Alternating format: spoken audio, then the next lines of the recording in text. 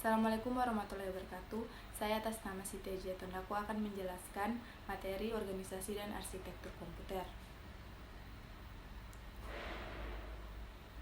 OAK adalah dua istilah yang memiliki kedekatan makna dalam istilah komputer. Keduanya dapat dibedakan untuk memudahkan pemahaman. Berdasarkan sudut pandang programmer, sebagai pengguna komputer dan proses internal dalam komputer. Organisasi komputer berkaitan dengan ciri yang ditunjukkan oleh komponen-komponen yang ada di dalamnya dan proses yang terjadi antar komponen. Misalkan, organisasi sebuah komputer yang terdiri dari komponen ALU, unit kendali, memori, register data, register instruksi, dan pencacah program. Semua komponen tersebut berinteraksi satu dengan yang lain untuk menjalankan instruksi dan mengoperasikan data. Arsitektur komputer pada sisi lain berkaitan dengan ciri komputer yang secara langsung berkaitan dengan programmer. Lebarnya register data sebuah komputer, banyaknya register yang digunakan untuk menyimpan data, sementara lebarnya memori, cara akses memori, lebarnya bus ALU. Jenis instruksi yang disediakan adalah menggambarkan arsitektur sebuah komputer.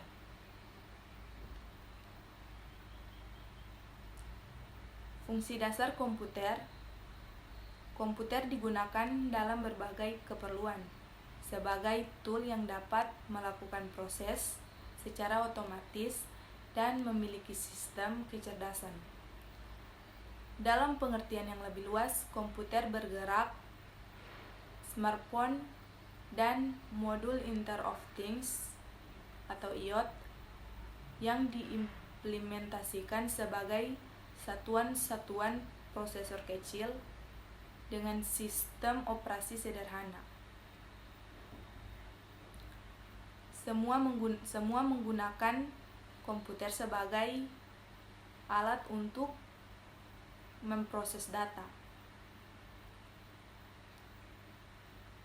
Komputer yang memiliki fungsi khusus dikenal juga dalam istilah-istilah lain seperti embedded system, sistem on chip atau gadget.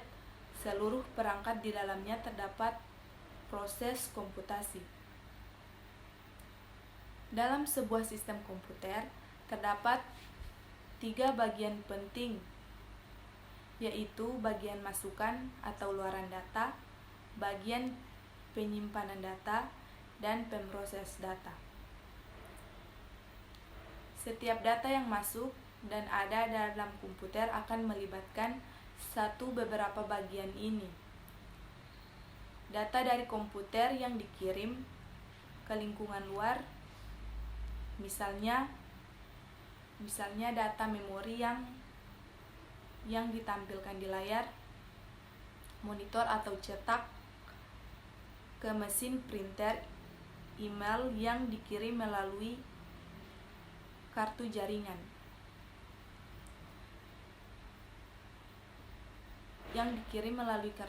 ke internet, atau file yang disimpan di hard disk internal. Yang kedua, data dari lingkungan luar masuk ke dalam sistem komputer melalui bagian masukan atau luaran. Misalnya, email yang diterima dari internet melalui kartu jaringan, data digital melalui keyboard atau suara dari mikrofon. Yang ketiga, data yang tersimpan dalam memori utama dapat langsung dibaca tanpa memerlukan pemrosesan terlebih dahulu. Kemudian dikirim ke lingkungan luar dalam komputer.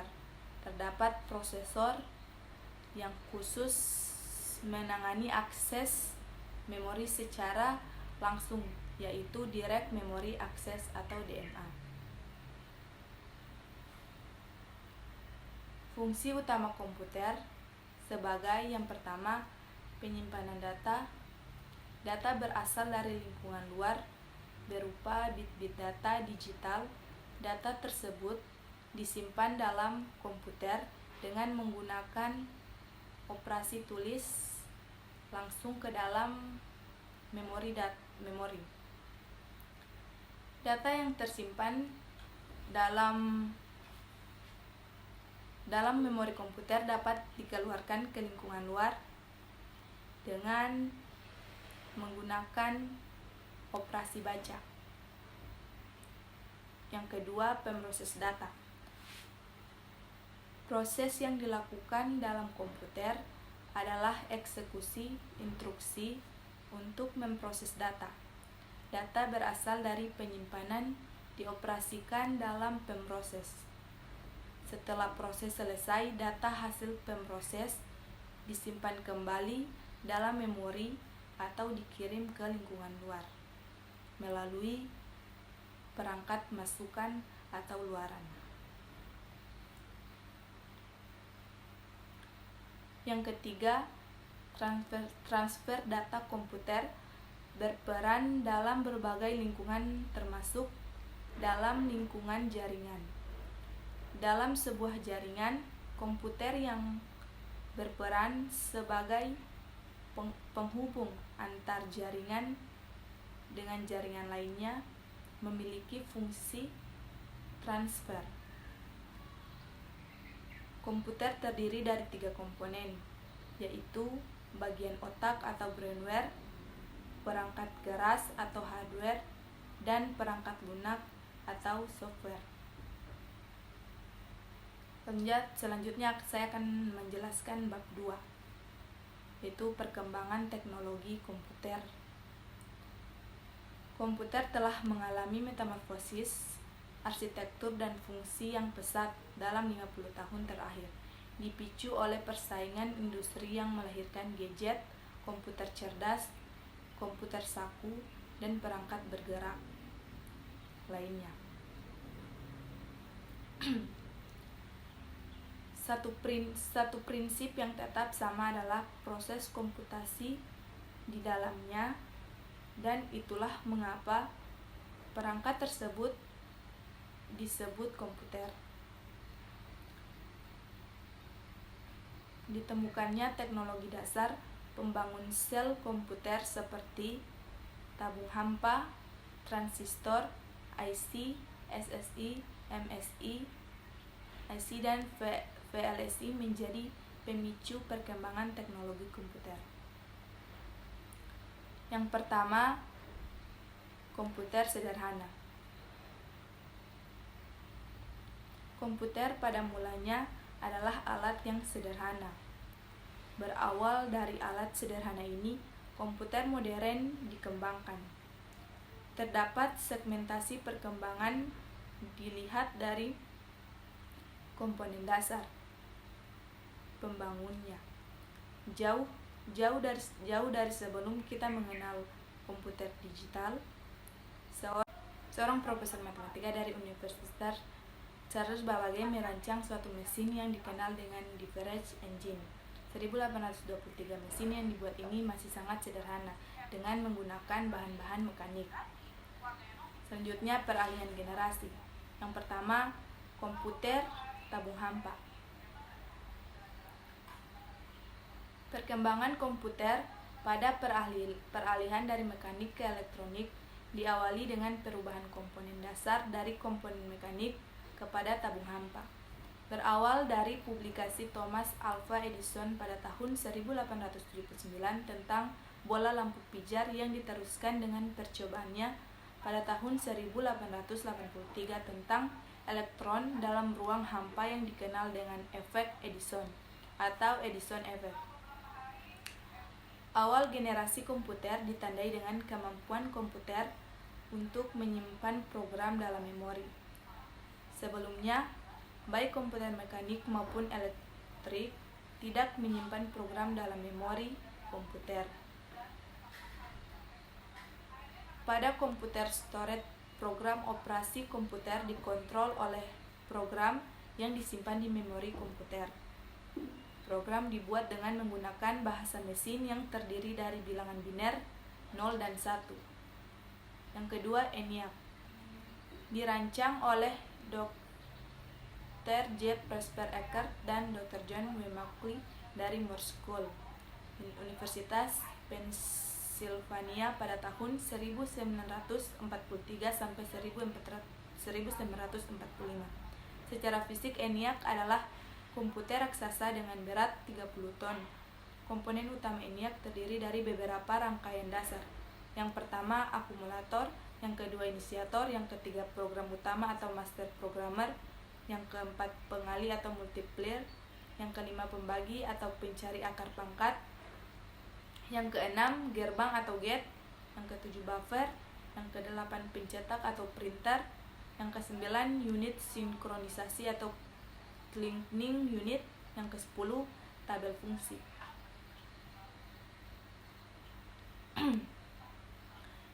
Yang ketiga, EDVAC. Eckert dan Mackley secara resmi mempublikasikannya pada tahun 1947. EDVAC dirancang sebagai komputer serbaguna, dapat digunakan untuk berbagai tujuan, atau multipurpose komputer. Komputer ini dirancang untuk memenuhi kebutuhan pada laboratorium riset balistik milik Departemen Pertahanan Amerika Serikat. Perhitungan EDVAC dalam kepentingan perang. Yang keempat, komputer transistor. Penemuan berikutnya adalah transistor sebagai komponen dasar pembangun komputer. Transistor adalah semikonduktor yang berfungsi sebagai penguat, switch, modulasi sinyal, dan lain-lain.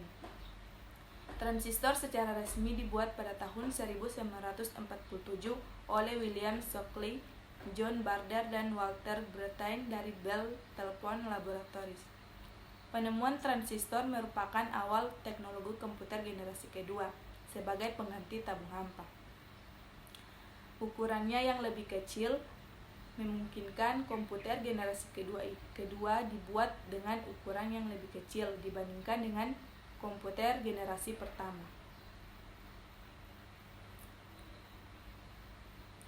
Yang kelima,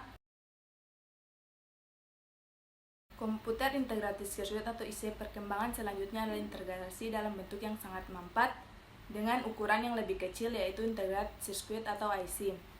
Jack Esquilby, seorang ilmuwan dari Universitas Texas, menyatukan komponen dalam satu blok semikonduktor. Pada tahun 1980, ide Esquilby ini diwujudkan pertama pada komputer generasi ketiga. IC mulai digunakan menggantikan transistor.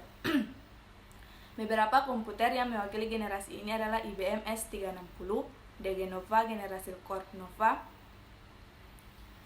Yang keenam, komputer Very Large Scale Integration atau VLSI. Komputer generasi keempat merupakan pengembangan dari teknologi dasar IC menjadi lebih kompak lagi. LSI dan VLSI adalah teknologi pemampatan komponen elektronik dalam satu chip atau IC.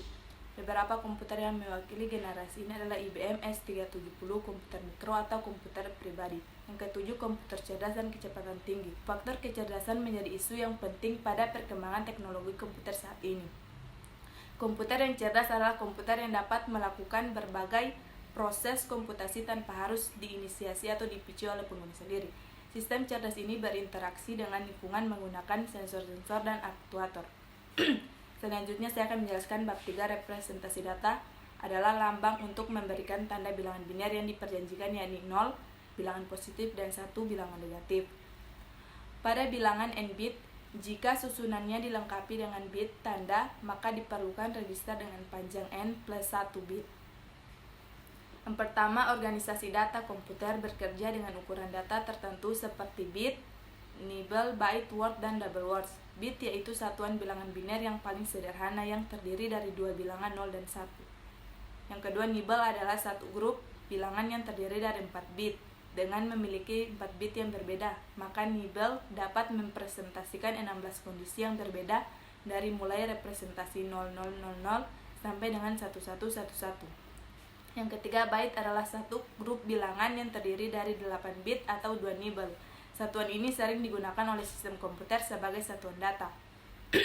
Byte terdiri dari 8 bit sehingga dapat mempresentasikan sejumlah 2^8 sama dengan 256 nilai yang berbeda. Banyak data yang disimpan dalam jumlah 8 bit, salah satunya adalah karakter. Seperti huruf A yang dipresentasikan sebagai byte 01000001. Di samping itu, standar satuan lebar memori adalah 1 byte. Yang keempat, word dan double word. Word adalah satu grup bilangan yang terdiri dari 16 bit atau 2 byte atau 4 nibble dengan panjang 16 bit. Satu word dapat mempresentasikan sebanyak 2^16 sama dengan 65.536 nilai yang berbeda, sedangkan double words adalah satuan dengan panjang 32 bit atau 2 kali satuan word. Dengan panjang 32 bit, double words dapat mempresentasikan 2^32 sama dengan 4.000.000 sekian nilai yang berbeda. Yang kedua, basis bilangan. Yang pertama, bilangan desimal adalah bilangan yang paling populer karena digunakan dalam perhitungan sehari-hari. Terdapat 10 simbol bilangan yang digunakan sebagai lambang dalam sistem bilangan desimal, yaitu 0, 1, 2, sampai 9. Yang kedua, bilangan biner atau binary adalah bilangan yang lebih sederhana, hanya memiliki 2 simbol bilangan yaitu 0 dan 1. Misal, bilangan biner 10, 10. Angka 0 bobotnya 1, angka 1 bobotnya 2, sehingga nilai dari biner 10 adalah 1 kali 2 tambah 0 kali 1 sama dengan 2. Contoh berikutnya, biner 101. Nilai biner 101 adalah 1 kali 2 pangkat 2 tambah 0 kali 2 pangkat 1 tambah 1 kali 1 pangkat 0 sama dengan 4 tambah 0 tambah 1 sama dengan 5. Heksadesimal. Yang ketiga, bilangan heksadesimal adalah bilangan berbasis 16 yang memiliki 16 simbol. Yang memiliki 16 simbol bilangan yang berbeda, yaitu 0, 1 sampai 9 ditambah dengan huruf A, B, C sampai F. Yang keempat, bilangan oktal adalah bilangan basis 8 yang memiliki 8 buah simbol, yaitu 0, 1, 2 sampai 7. Contoh bilangan biner 1011 dikelompokkan per 3 bit menjadi 001011. Berikutnya ditransformasikan ke dalam bilangan oktal menjadi 13. Overflow. Operasi dalam sistem digital biasanya menggunakan jumlah digit yang tetap. Kelebihan jumlah digit disebut dengan istilah overflow. Contohnya, hitunglah 1011 tambah 0111 sama dengan 1000010. Bilangan selanjutnya, bilangan biner bertanda. Bilangan sig atau magnitude bilangan bertanda dengan menggunakan tanda bilangan secara intuitif lebih cocok untuk menunjukkan bilangan positif dan negatif, karena pada umumnya tanda positif dan negatif ditujukan oleh suatu tanda plus untuk positif dan minus untuk negatif. Contohnya, tulis angka 6 dan min 6 sebagai bilangan 4 bit bertambah. Solusinya, kedua bilangan memiliki nilai magnitude 6 sama dengan 110. Jadi, plus 6 sama dengan 0110 dan min 6 sama dengan 1110.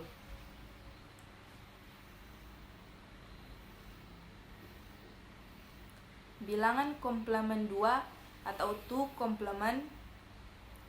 Dalam representasi bilangan ini, angka 0 dituliskan dengan bilangan 0 semua, baik positif maupun negatif. Proses untuk mendapatkan bilangan 2 complement ada dua cara,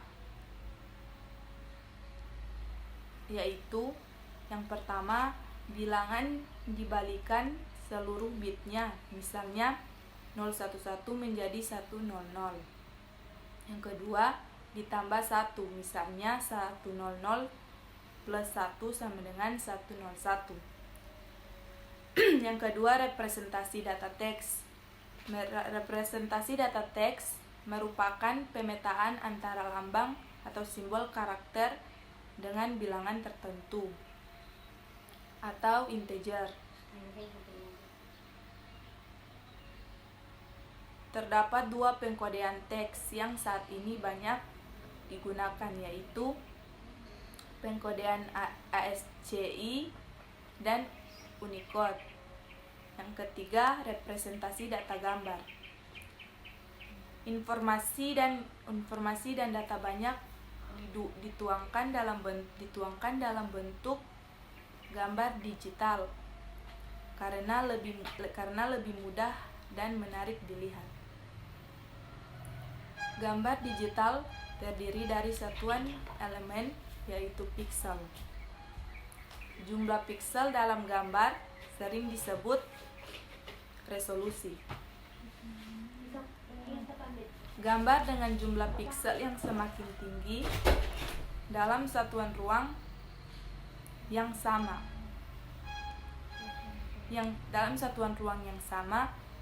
memungkinkan gambar tersebut lebih halus sehingga terlihat lebih bagus. Selanjutnya, kedalaman bit. Jumlah bit yang digunakan untuk mempresentasikan sebuah piksel. Kedalaman bit yang paling sederhana adalah 1 bit, artinya setiap piksel dapat diwakili dua nilai, 0 dan 1. Kedua nilai dapat digunakan untuk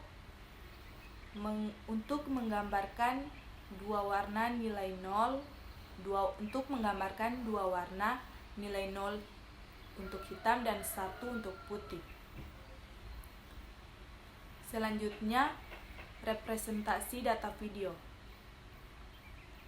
Video adalah kumpulan dari gambar-gambar yang berubah. Dalam satuan waktu terdapat sejumlah frame gambar berbeda yang ditampilkan. Umumnya 20-30 frame gambar berbeda yang ditampilkan per detik. Elemen paling kecil dari sebuah frame adalah piksel yang dibangun dari 8 sampai 24 bit data. Video kualitas tinggi menggunakan piksel 24 bit. Selanjutnya, representasi data audio. Getaran suatu benda menghasilkan bunyi alami seperti pita suara manusia yang bergetar, yang menghasilkan ucapan. Sifat dasar suara adalah gelombang analog. Digital audio adalah suara yang disimpan dalam bentuk data digital, hasil proses pengubahan dari sinyal analog menjadi sinyal digital. Terdapat alat untuk mengubah data analog menjadi digital dan sebaliknya, yaitu analog to digital. Analog to digital converter atau ADC dan digital to analog converter atau DCA. Setelah data analog diubah menjadi data digital, selanjutnya disimpan dalam bentuk bit data digital. Selanjutnya saya akan menjelaskan bab AMPA. gerbang logika dan rangkaiannya. Gerbang logika ini merupakan proses standar yang memiliki rumusan umum. Dalam komputer dikenal gerbang-gerbang logika dasar sebagai entitas tunggal. OR, AND, dan NOT adalah contoh gerbang dasar. Sementara NaND, NOT AND, NOR atau NOT OR, XOR atau exclusive OR, dan XNOR atau exclusive NOT OR adalah contoh gerbang turunan dari gerbang dasar. Yang pertama, aljabar boolean. Kemampuan komputer untuk membedakan nilai 0 dan 1 berdasarkan tegangan listrik dapat digunakan untuk membentuk fungsi lain dengan mengkombinasikan berbagai sinyal logika yang berbeda untuk menghasilkan suatu rangkaian yang memiliki logika. Proses tersendiri. Selanjutnya, aturan aljabar boolean. Yang pertama, operasi AND. Jika salah satu masukan bernilai 0, maka hasilnya 0. Yang kedua, operasi OR. Jika salah satu masukan bernilai 1, maka hasilnya 1. Yang ketiga, operasi NOT. Operasi ini adalah operasi kebalikan dari hasil AND dan OR. Contohnya, NOT 0 sama dengan 1 dan NOT 1 sama dengan 0. Selanjutnya, gerbang logika dasar dan tabel kebenaran. Yang pertama, 1. Gerbang dasar AND. Contohnya, Q sama dengan A, N, B. Bisa dilihat gambar di samping ini. Yang kedua, gerbang dasar OR. Contohnya, Q sama dengan A OR B dapat dilihat gambar di samping ini.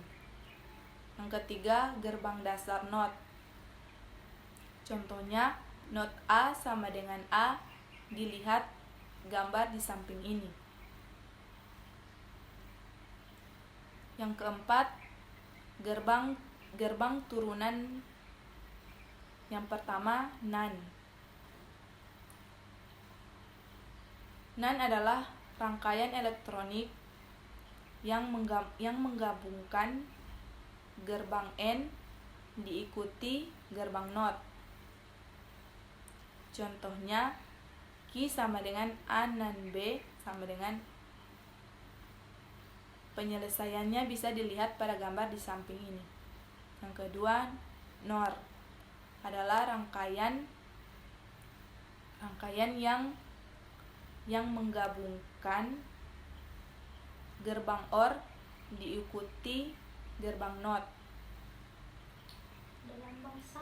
Contohnya, Q sama dengan A NOR B. Simbol NOR bisa dilihat gambar di samping ini. Begitu juga dengan contohnya. Yang ketiga, XOR. Keluaran gerbang XOR akan bernilai 1 jika masukannya berbeda. Contoh dan penyelesaiannya dapat dilihat gambar di samping. Yang keempat, gerbang XNOR. XNOR adalah rangkaian elektronik yang mengeluarkan nilai rendah 0 jika salah satu tapi tidak keduanya. Tapi tidak keduanya masukannya bernilai 1. Selanjutnya gerbang XN per N merupakan kebalikan dari XOR. Nilai keluarannya akan sama dengan 1 jika nilai masukannya sama. Selanjutnya yang kelima, rangkaian kombinasional. Rangkaian kombinasional adalah gabungan dari beberapa gerbang dasar. Contoh rangkaian kombinasional dengan 2 masukan dapat dilihat gambar di atas. Rangkaian di atas merupakan kombinasi antar gerbang NOT dengan AND dengan 2 buah masukan dan 1 keluaran. Fungsi keluaran Q dapat dinyatakan sebagai F A, B sama dengan Q sama dengan A N NOT B. Proses yang dilakukan pertama kali adalah NOT B, kemudian hasilnya di N-kan dengan A. Keluaran yang dihasilkan ditentukan oleh kombinasi A dan B.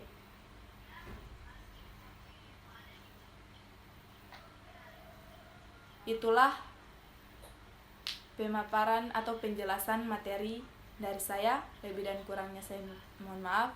Wassalamualaikum warahmatullahi wabarakatuh.